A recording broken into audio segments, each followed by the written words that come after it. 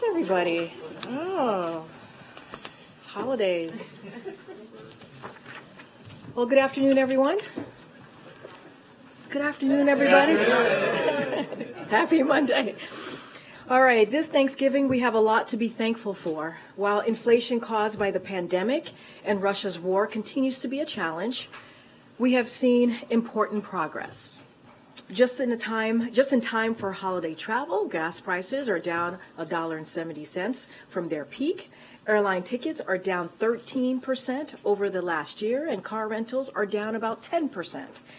And as we start preparing our Thanksgiving meals, grocery inflation is at its lowest level in over 2 years, with prices for eggs, milks, bacon, and fresh veggies lower than last year. In fact, according to the American Farm Bureau, the cost of a Thanksgiving dinner fell this year. Prices are down for turkey, stuffing, peas, cranberries, pie crust, and whipping cream. We had a big discussion about whipping cream in the back. I don't know what whipping cream is. I know whipped cream, but not whipping cream. Anyway, because wages are rising, this Thanksgiving dinner is the fourth cheapest ever as a percentage of average earnings. Finally, as we look ahead to holiday shopping, since last year, prices for toys are down about 4%, used cars and trucks are down 7%, and TVs are down 9%. Lowering costs for Americans continues to be the president's top economic priority, from strengthening supply chains to lowering energy and healthcare costs to cracking down on price gouging by banning hidden junk fees. President Biden's policy will continue bringing relief to American families. Meanwhile, instead of lowering costs for middle-class families, congressional Republicans are trying to lower costs for the wealthy and special interests, lower taxes, to be more exact, including big corporations that are fighting tooth and nail to stop the president's efforts to ban junk fees. Now, today, on Transgender Day of Remembrance, we grieve the 26 transgender Americans who were killed this year. Year after year, we see that these victims are disproportionately Black women and women of color.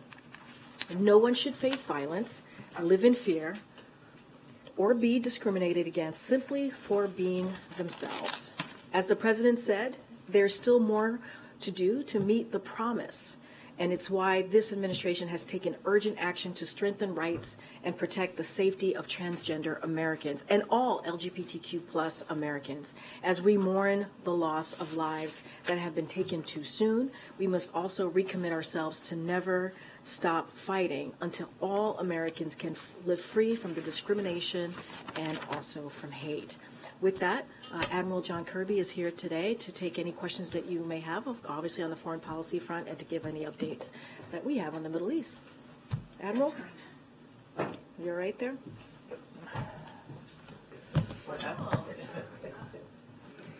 We'll just move right to the top. So today, I think you know, Secretary Austin is in Kyiv to meet with Ukraine's leaders and reinforce our staunch support for Ukraine's fight for freedom against Russia's brutal invasion. The Secretary underscored President Biden's abiding commitment to provide Ukraine with the weapons and equipment that it needs to retake its sovereign territory and defend itself. Now in Kyiv, Secretary Austin announced a new security assistance package using previously authorized presidential drawdown authorities. It includes Stinger anti-aircraft missiles and additional HIMARS systems, additional HIMARS ammunition, 155 millimeter and 105 millimeter artillery rounds, Javelin and AT-4 anti-tank systems, and of course millions of rounds of small arms ammunition. This announcement will obviously help meet Ukraine's immediate battlefield needs, but only just that. Again, we want to urge Congress to pass the supplemental request that we put in front of them to allow us to keep supporting Ukraine in an unimpeded, uninterrupted way. The runway continues to get shorter with each and every passing assistance package that we provide them. As President Biden has said, when aggressors don't pay a price for their aggression, they'll cause more chaos and death and destruction. They just keep on going. And the costs and threats to America and to the world will keep rising. So the actions that we take, and just as critically, the potential actions we don't take, will reverberate for many years to come. Speaking of that, I'm sure you saw the op-ed piece that the president wrote for the Washington Post over the weekend, laying out how the world faces an inflection point right now. again, about where the choices we make will determine our future for generations to come. As he noted, we continue to stand firmly with the Israeli people as they defend themselves against Hamas, a terrorist group that has vowed to wipe Israel off the map and has promised to conduct attacks similar to the ones on September 7th of October, again and again and again. So President Biden and the team here is doing everything we can to help get the hostages that Hamas took, get them released, including young children and, of course, Americans that are in that pool. Now, I know this is of great interest to all of you.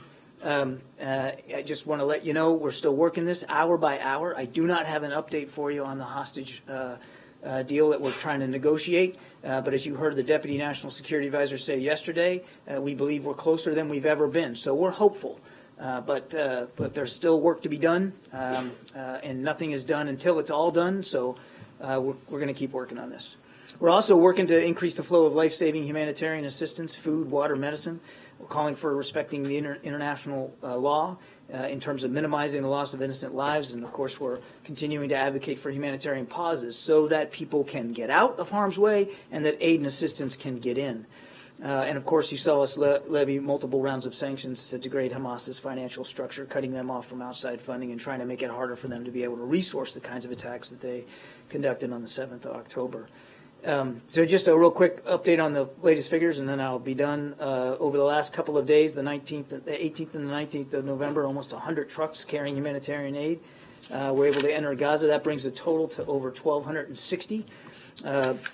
And then following Israel's announcement that it's allowing fuel now into Gaza to support non-governmental organizations at our strong request, we are now tracking that 6 trucks have crossed down into Gaza with approximately 18,000 gallons of fuel. That will help support food distribution, and it will help generators for the hospital so that they can keep working. Again, we expect those deliveries to continue on a regular basis and hopefully in larger quantities. I'm talking about the fuel specifically there. And then just lastly, the total number of U.S. citizens that we've been able to move out of Gaza through that Rafah crossing is now up to 800. We're continuing to work that every day as well. Thanks, Steve. John, the United Nations says nowhere is safe in Gaza.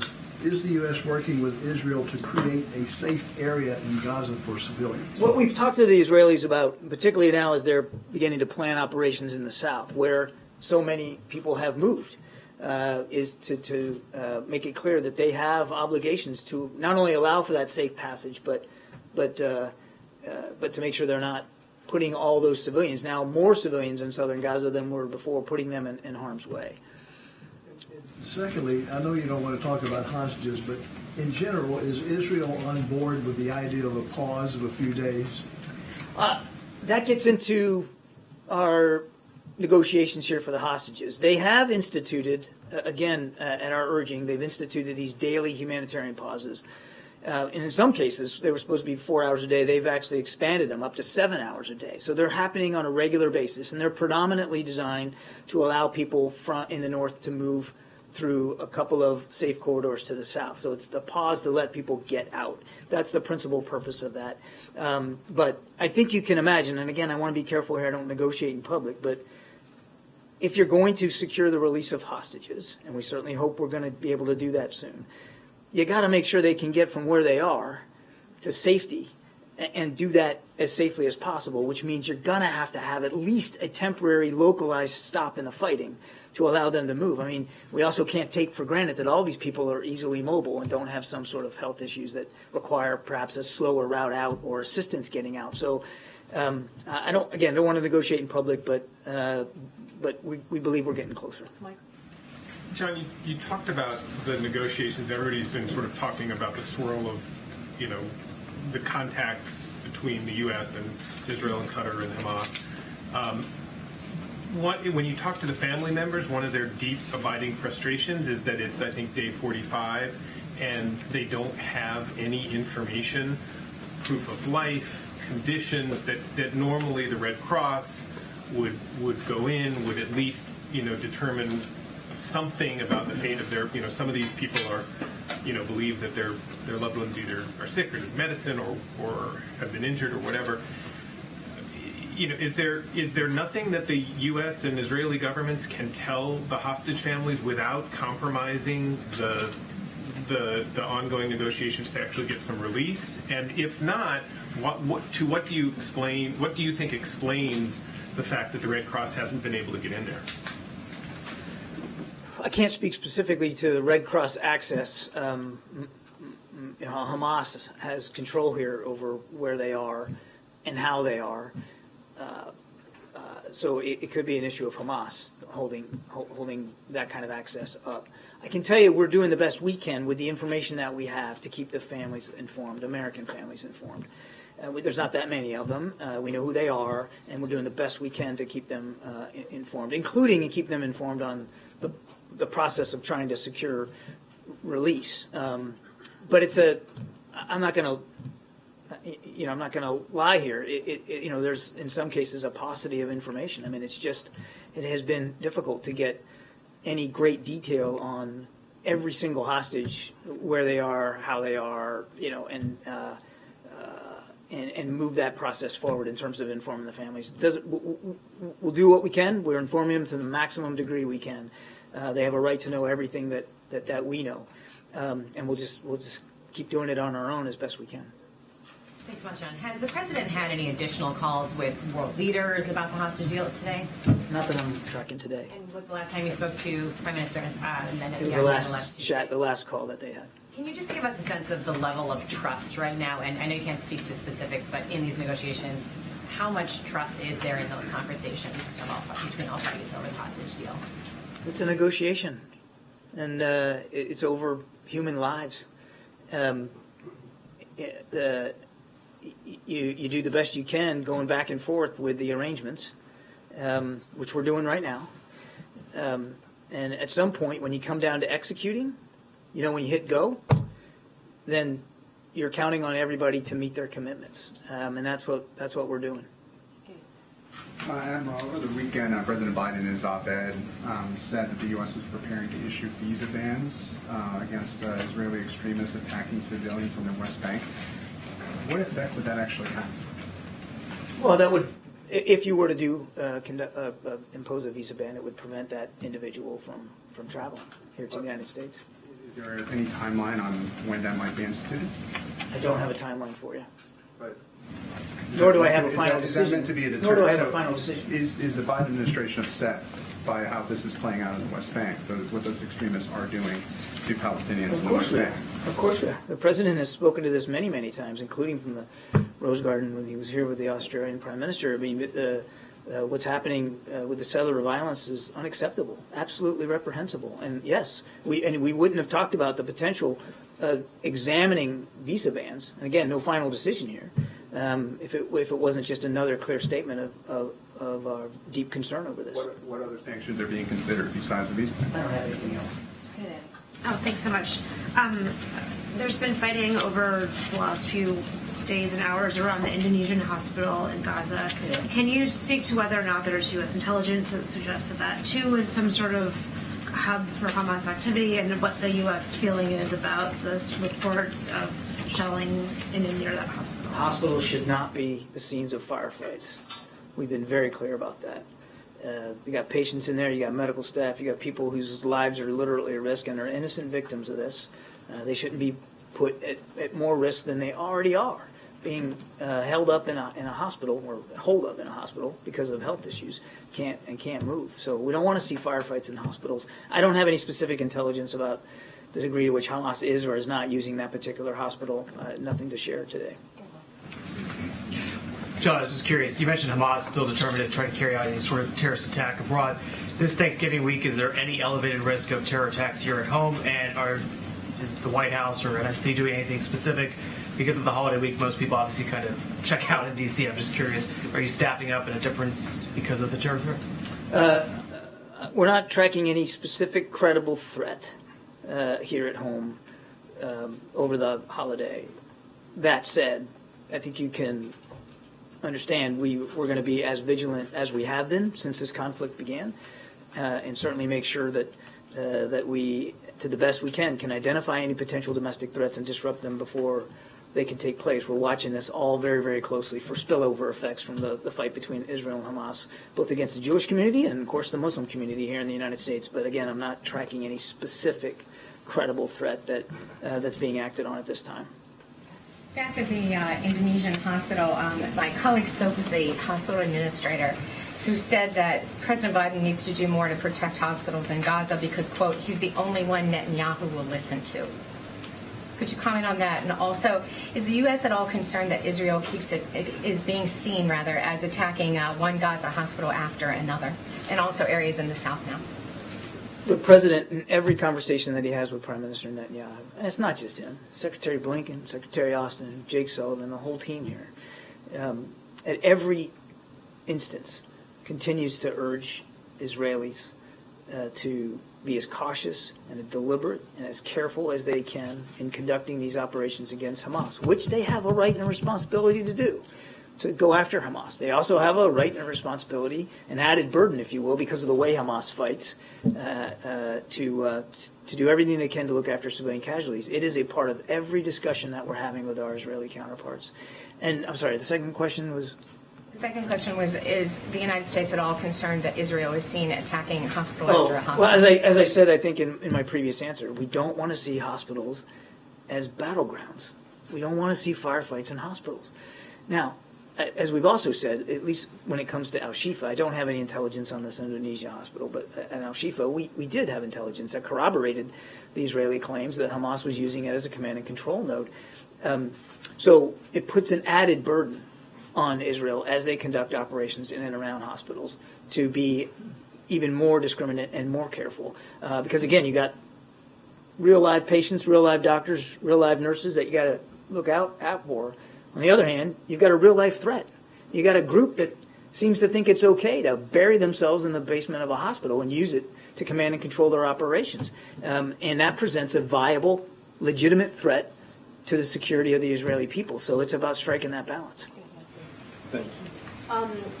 John, the White House condemned Elon Musk in pretty strong terms last week after he once again said something that was considered anti-Semitic. He called his comments abhorrent.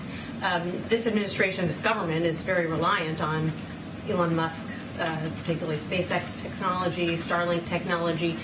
Have there been any efforts made to wean the government off of his technology or find some kind of replacement for it? I'm not aware of any efforts to do that, Nancy, but I think we've been very clear about the rhetoric and how inappropriate it is, and we'll call it out every time we see it. But is the president concerned that the Pentagon and NASA are so reliant on someone who holds these views and appears to even more routinely embrace conspiracy theories? We rely on a lot of the defense industry, a lot of the private sector to help us with our innovation, to help us with research and development on new systems, and to help us in the realm of space and cyberspace. There's a real benefit to private-public partnership when it comes to those kinds of national security threats and national security challenges. There's innovation out there in the private sector that we'd be foolish to walk away from. I'm not aware of any specific efforts to address our concerns over his rhetoric through the way that his companies provide support to our national security establishment. But that doesn't mean that we accept or agree with or condone in any way that anti-Semitic rhetoric that he pushed. Go ahead, MJ. Thank you, John. Does the U.S. have any assessment of what the Israeli military is describing as CCTV footage of Hamas bringing through hostages through Al-Shifa Hospital on October 7th? I don't. Okay. On the hostages, if women and children end up being released first, which is what it sounds like the situation is probably headed towards, does the U.S. have any sense of how many in that mix might be American citizens? I don't want to get ahead of where we are, MJ. I know that everybody's interested in the numbers and who they're going to be. We're working that through literally in real time with both sides. So I think it's better if I just don't speculate about what that pool's going to look like. Obviously, we are laser focused on the American citizens that we know are being held hostage, and we want them out. All of them. Everybody should be out now. But here we are in a negotiation, and we're getting closer to the end, we believe, of that negotiation. So again, I'm going to be careful. For any of the potential American hostages, is there confidence that they are alive? I know that you've addressed the lack of proof of life videos and such in the past, but I would say we have no indication otherwise. Thanks, John. There was media reports over the weekend that U.S. pressure had resulted in the Palestinian Authority taking down a tweet that had accused Israeli helicopters of most of the deaths at that music festival. Can you elaborate on that at all? I mean, I don't know. What would you want me to say? Well, to that? I mean, can you confirm it? Can you give any information about what kind of communications there were between the U.S. and the Palestinian Authority about that messaging? I'm not aware of any specific messaging between us and the PA on that. I mean, obviously, simply not true. It was Hamas paragliding into a music festival. I mean, there was no Israeli participation in that at all. And then I just wonder if you could elaborate a bit on the president's remarks in the op-ed about a revitalized Palestinian Authority. Like, what would that look like? Is it new leadership? Is it a different structure? Like, could you just talk about that a little more? It's, what it looks like is going to depend on the Palestinian people. But what he's referring to there is a Palestinian Authority that has the credibility, has the legitimacy, has the authority, has the support of all Palestinians, so that they can effectively help with post-conflict governance, particularly in Gaza. But what it actually looks like is really and should be up to Palestinians. a couple more in the back. Go ahead. Great. Hi, John. Thanks. Happy Thanksgiving to you. President Biden stood by calling President Xi a dictator at the APEC press conference.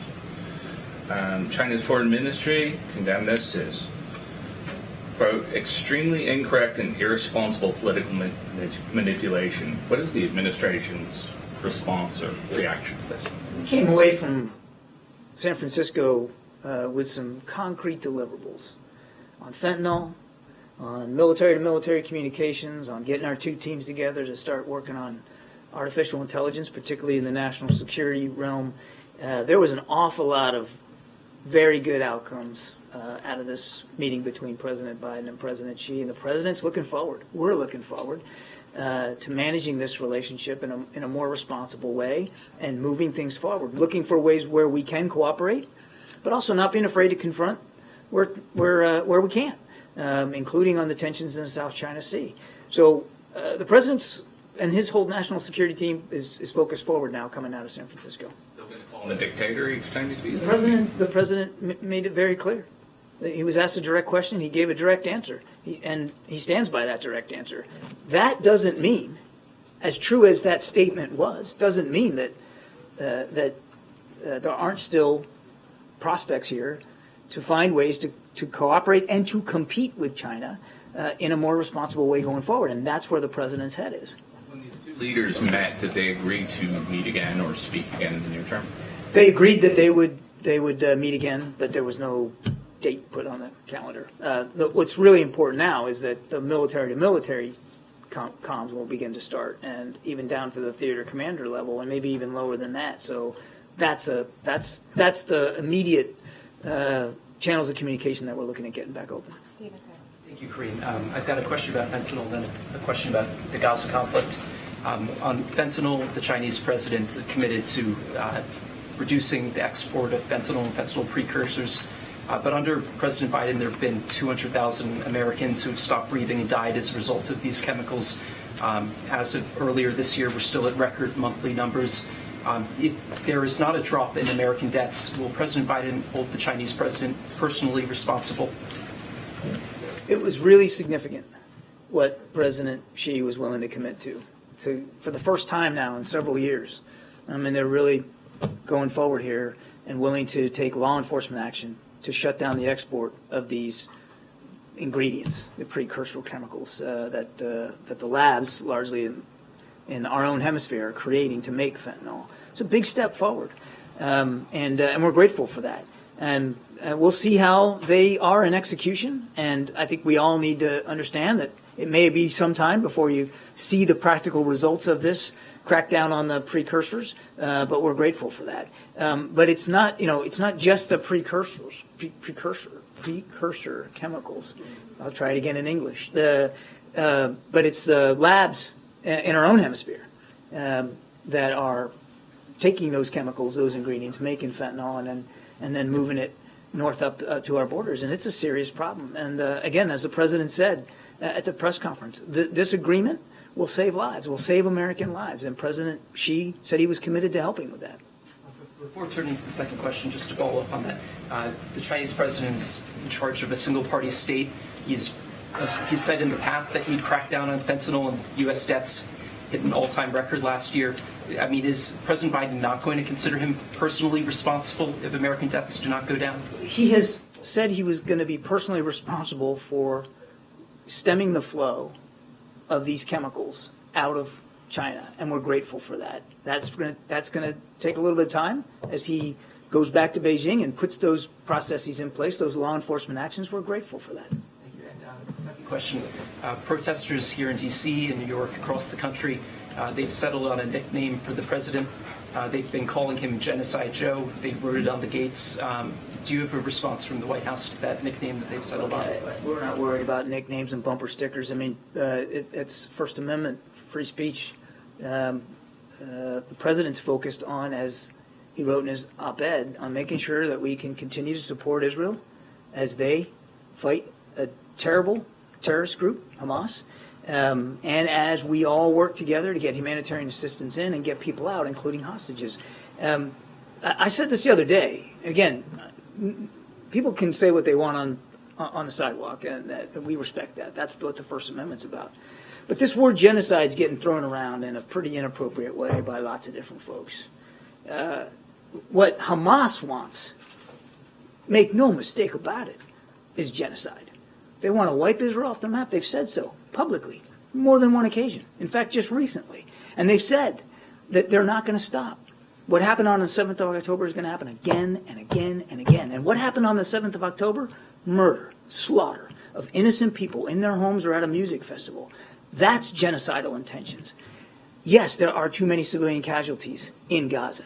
Yes, the numbers are too high. Yes, too many families are grieving. And yes, we continue to urge the Israelis to be as careful and cautious as possible. That's not going to stop, from the president right on down. But Israel is not trying to wipe the Palestinian people off the map. Israel's not trying to wipe Gaza off the map. Israel's trying to defend itself against a genocidal terrorist threat. So when if we're going to start using that word, fine, let's use it appropriately. Okay, way in the back. I wanted to ask you about White House advisor Amos Hochstein's visit to Israel. Can you give us a sense of what the goal of these talks are, and does his visit signal that the White House is concerned about military action, Israeli military action in Lebanon? And then I have a follow-up. Yeah, Amos is in Israel today to follow up on his last meeting to Lebanon about a week or so ago, where he talked to Lebanese officials and to Israeli officials up in the north about the risks of a second front, a northern front. And he's in Israel today, sort of back briefing his conversations with the Israeli counterparts there in Tel Aviv. In terms of a follow-up, is the White House concerned that Israel could be provoking Hezbollah? We don't want to see this war escalate. We don't want to see it widen. We certainly don't believe it's in anybody's interest, certainly not the Israeli people's interest, to have a second front there in the north. What Amos is doing, what our team is doing, is everything we can to help prevent that scenario from happening. How fearful are you that if this is something that is being provoked, that it could draw the United States into it, that is the goal of Israel right now? Well, again, we don't want to see the conflict widen or escalate. That is why Amos is having the conversations he's having. That's why Secretary Blinken has now had 2 extensive trips to the Middle East, and it's why the president has put forward additional force posture. We're all talking about the carrier strike groups, but also air and missile defense, as well as fixed-wing aviation into the region, so that we can send a strong signal to any actor, nation state or otherwise, that if you're going to think about widening and deepening this conflict, don't do it. Kevin? Yeah, thank you. South Africa just submitted a referral to the ICC to investigate Prime Minister Netanyahu. Do you have any comments regarding that for war crime? I'll tell you, I'm going to have to take that question. I have not seen that referral by South Africa. So before I go talking out of school here for our UN ambassador, we'll take that question and we'll get back to you. Okay, I also a follow-up question. It's almost the first year anniversary of the U.S. Africa Leaders Summit. President Biden said we plan to travel to Africa within a year. Do you have any updates when the president will travel? I do not. Thank you. Is there an assessment of the U.S. on the level to which Hamas has been degraded over the last several weeks? We don't have an independent assessment that I'm aware of. That's a question better put to the Israeli Defense Forces. It's something that I know that you have a lot of communications with the Israelis inside of their operation. Is that part of what the communications are between the I'm trying to get a sense of sort of what the next steps are and how long a campaign this may need to be based on that level of degradation? Those are all great questions for the Israeli Defense Forces. This is their operation. Now, yes, we're in touch with them daily, and they provide us their perspectives. They provide us updates. I'm not going to, from this podium, characterize those conversations. I'm certainly not going to quantify the degree to which Hamas has been degraded. They are continuing to go after their leadership, particularly in the north of Gaza, but really that's a better question for them. Thank you so much. Has the president called the president-elect of Argentina, or does he plan to do so? And maybe a wider question, does the administration think that this president-elect is the right man to reform the economy in the country? So on your first question, I don't have an update on the president's call sheet to talk about today, but obviously I'm sure Karine and her team will keep you informed as things progress. I probably saw it. There was a tweet by Jake Sullivan congratulating him on his win. We look forward to working with him in his administration. Argentina is a terrific partner in the region, and there's an awful lot of things we share in terms of values, value of democracy, human rights, and just hemispheric security and economic concerns that we'll look forward to working with him and his team on. Joey, last question. Oh, yeah, thanks. I know you've been careful on what you can say regarding the hostage negotiations, but are you able to confirm that we're talking that they're centered on women and children, getting women and children specifically out? I'd really rather not. But obviously, as I said in my opening statement, we want to see especially we want to see the children and women get released. Obviously, that's a high focus for everybody, and of course the Americans too, because we know there's at least one American toddler in that pool. But I think the less said, the better as we get into the what we hope is the end game here on negotiations. It's probably safer if I don't go into much speculating. Hopeful that it's the end game. What are we? What kind of time frame are you looking at? I mean, I couldn't tell you. Yeah. Just that we're closer now than we've been before.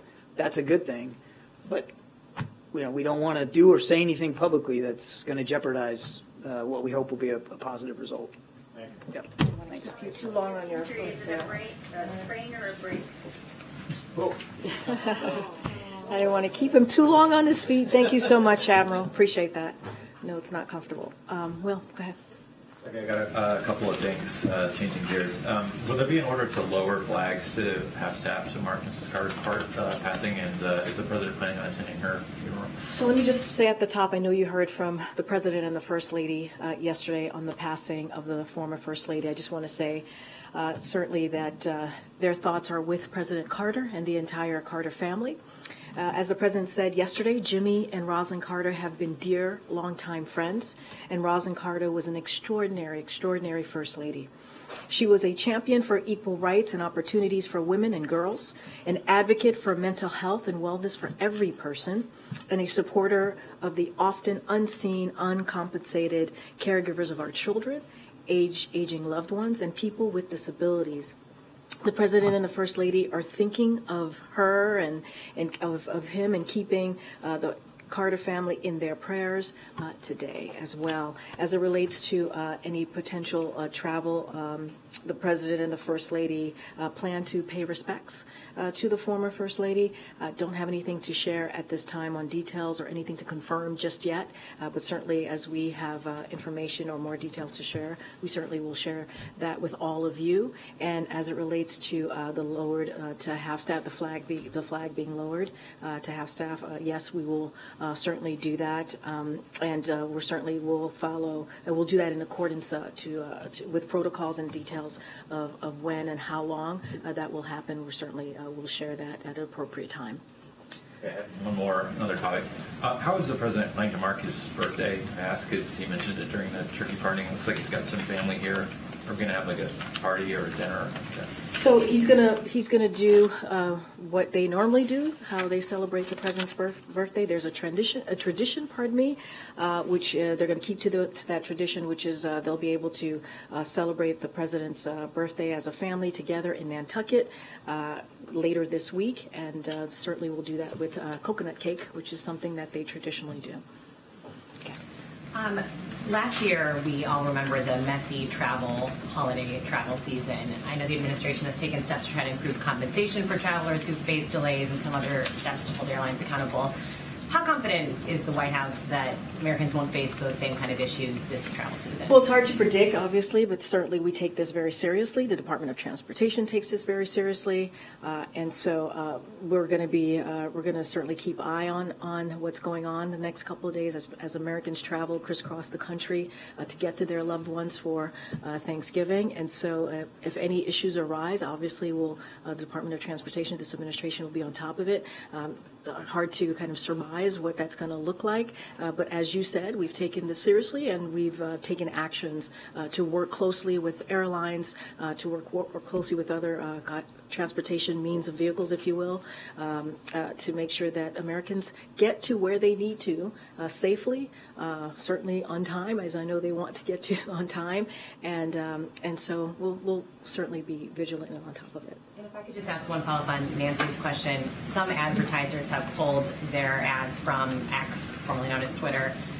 Is the White House at all considering suspending its official White House or the president's accounts on X, given Elon Musk's comments? So I don't have anything to announce at this time or any internal conversations on that particular question, but we've been very clear. You heard from this White House after those abhorrent, as you heard from us, comments were made by Elon Musk, and we are going to continue to certainly call that out, condemn those types of hateful comments that could be incredibly dangerous, and so we won't stop doing that. I just don't have any internal conversations to read out or announcement to read out on that particular platform.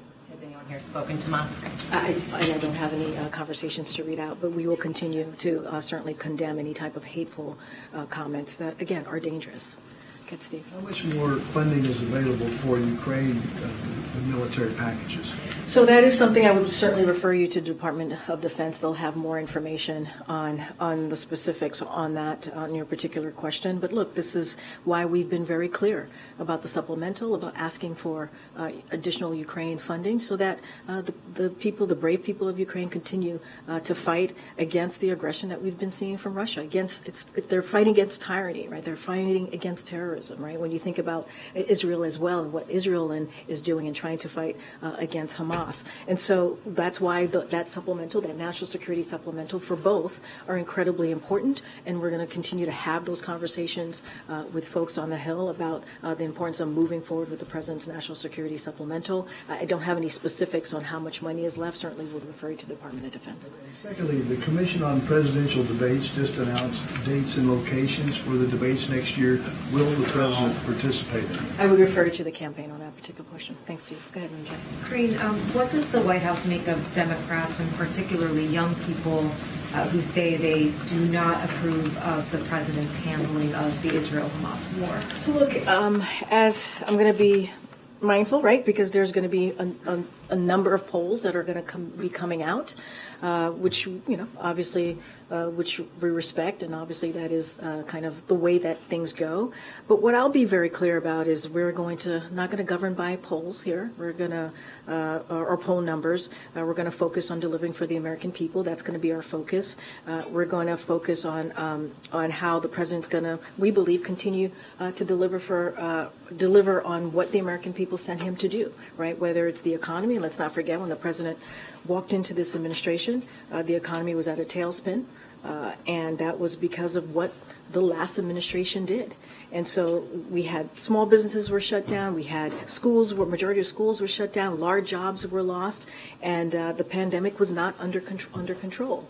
Now we understand the actions and the historic actions, legislations that this president has done is going to take some time. It's going to take some time. It's not like turning on a light switch for people to certainly feel that. But look, as it relates to recent polling, look, we're going to focus on what we can do. We're going to focus on governing. We're going to focus on making sure we continue to deliver. I'm not going to go point by point on each poll, but I just can speak to you about what our focus is going to be moving forward. Then maybe polling aside, can you say whether this White House has a theory of the case on how you win over young people, whether it's on this conflict specifically or generally? So look, as when we say win, I'm going to be very careful, right? Don't want to make sure I'm not speaking to 2024. That is something certainly that the campaign can analyze and speak to more broadly, and how that looks for them and how it looks for that campaign, the president re-election. What I can say is we're going to continue focusing on delivering for the American people. That includes young people, right? That includes making sure that we meet them where they are, whether it's student loans, whether it's an economy that works for all and does not leave them behind. Those are the things that you see the president do day in and day out as we put forward policy plans, and that include young people as well. I'm going to leave any of the analysis, any of the specifics to any poll, to dozens of people, certainly on TV, right? It's kind of a cottage industry out there. They're going to analyze that. They're going to speak to that, leave that to them, leave that to the campaign to speak to winning young people or anything that's related to 2024. Do you know what the president makes of the fact that so many young people are opposed to? I mean, I can tell you this. The president is focusing on the job at hand. He truly is. He's focusing on how we're going to deliver for the American people. That is his focus, and that's what he's been truly steadfast about in the almost 3 years of this administration. Nancy. Thanks, Karine. How closely is the White House tracking what's going on at OpenAI, one of the most powerful companies in the AI sphere, the revolt there, mass resignations, and what does this mean for the recent executive order having to do with AI? So on the first question, look, we're not going to comment on any private company. We never do, especially as it's changing any personnel decisions that they make as they make those changes. As it relates to the executive order, a very comprehensive executive order that the president announced not too long ago on AI, our message to tech companies continues to be clear. They need to assure AI systems are safe before releasing them to the public. We're going to continue to make that clear, have those conversations. But as it relates to personnel decision made by private company, we're just not going to comment from here. And then sticking with the tech theme, Twitter is back in the news. I mean, not Twitter, TikTok back in the news because of misinformation about the war, about Osama bin Laden. It's now been more than 2 years that this CFIUS investigation has been underway. Can you give us any kind of update on where that stands? As you know, it's an independent committee investigations. Just don't have anything to comment on that, on CFIUS and where they are on that investigation. Kedra. Thanks, Karine. The senators are having some talks this week about an immigration deal that would unlock Ukraine aid. Is the White House planning to get involved with those? You can sit in on them. I'm just not going to negotiate from here. Okay. You mentioned the president's excited to be celebrating his birthday, but I'm curious, David Axelrod told the New York Times, quote, Biden thinks he can cheat nature here and it's really risky. A, what's the president's response to David Axelrod? Does he respect his opinion? Does he think he's right? But also, I mean, is there a real alarm happening behind the scenes that the president is simply too old to stake around for another 4 years? No, there's no alarm happening behind the scenes. I can only speak behind the scenes here. There's no alarm happening behind the scenes, and I'm certainly not going to comment on everybody who has something to say. David Axelrod I didn't say that. Nowhere in my response to you that I said that. I said I'm just not going to comment on everyone that has a comment to say. They're going to speak for themselves. I'm going to speak for the president, and here what I'll say is, look. And also, it's just not my job. It's not my job to think through or to tell people what to think, right? Whether it's the American people out there or a political analyst or as your question is about David Axelrod. It's just not my place to speak to that. What I can speak to is how we see this, what our perspective is.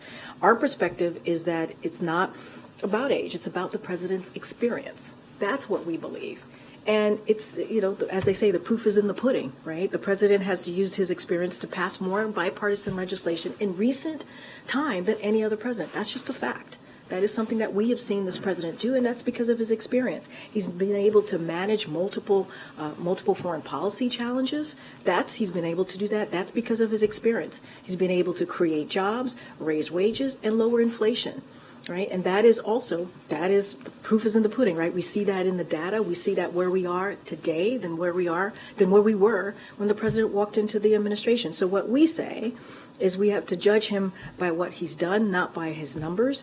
And one more thing I will add: this is the first president ever that's been able to go to an active war zone without our military, controlling what's happening on the ground.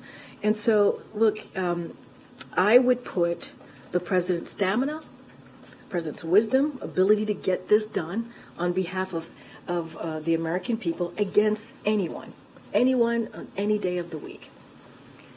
All right, Ben. Thanks, Karine. I just wanted to follow up. I wondered if you had any update on whether the president or anybody else in the administration plans to attend the COP28 summit in Dubai next week. We don't have anything to read out on his schedule. Okay, Karen. Yes. You just told Jordan you wouldn't negotiate on the supplemental from here, but you and Kirby before you have talked today just about how important it is to get this funding through. So now that Congress doesn't have an urgent deadline until next year because of the CR getting passed, how concerned is the White House that this is not going to get through in a timely manner? And what is the president going to do in the next couple of weeks to try to push this through? So look, again, I'm not going to get into negotiations from here, as you stated in your question, but I will say this: there's a lot at stake. There's a lot at stake as you think about our national security and also our domestic needs. So it is crucial, and it is important that we get this done.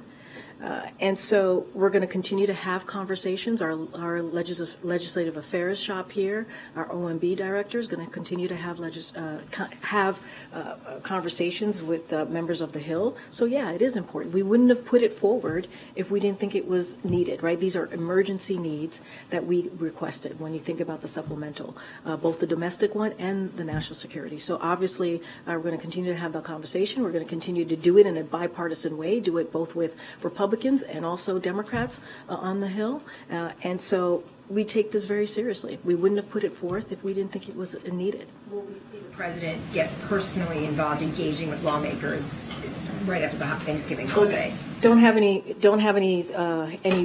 layout or readout about who the president's going to call. As you know, the president has personal relationships, long-time relationships with many members in Congress, and so certainly he has done that before, reached out. I just don't have a strategy to lay out or a list of folks that the president might or may not call. Go ahead. Oh, thank you, Karine. Just following up on what Stephen was asking about with regard to fentanyl of Admiral Kirby, can we expect some type of trilateral agreement between the U.S., Mexico, and China to tackle this issue? Don't have anything at this time, any policy announcement to make at this time. Thank you, as always. I want to ask about... I might regret it, but go ahead. I assure you, you will not. I want to ask about polling.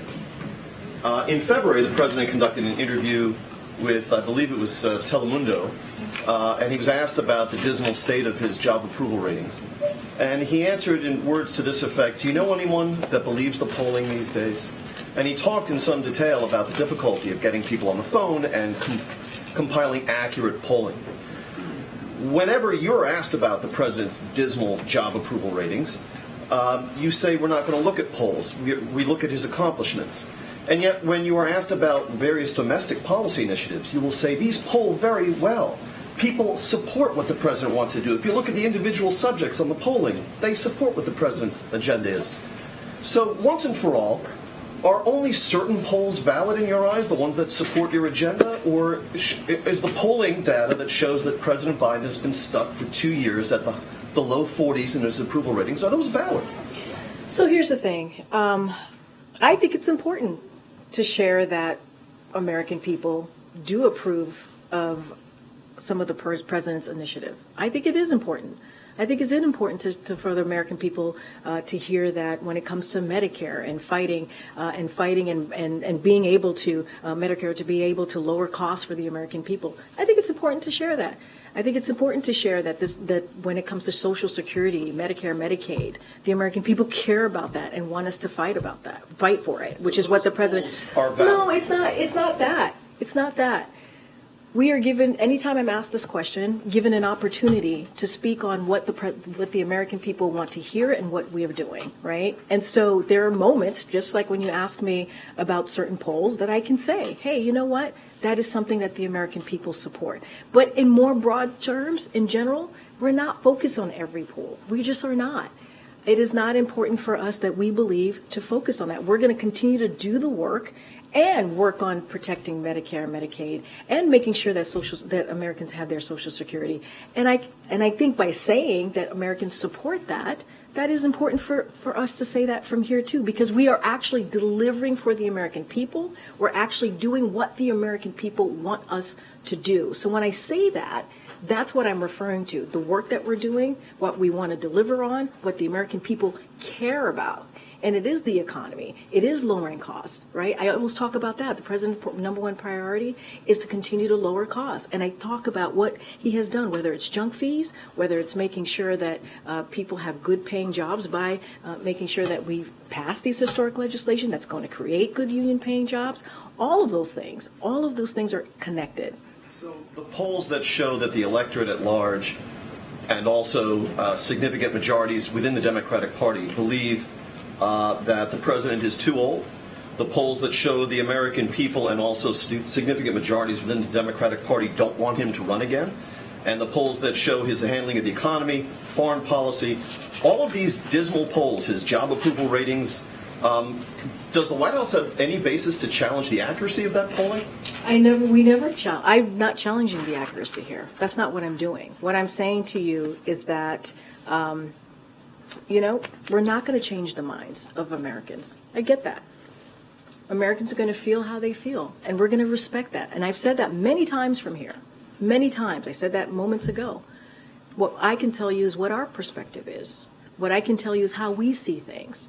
And we believe experience, this president having experience to get things done is important. And we know that it's going to take some time, right, for Americans to feel what we have been able to do in this administration, pushing through bipartisan legislation. That is historic. As I mentioned earlier before, this is a president that has done more bipartisan legislation than any other recent president. And so that's what I can speak to. I can speak to our perspective. I can speak to how we see this. I can speak to what is important and how we're going to try to deliver for the American people. And I will say this, just a couple of data points here.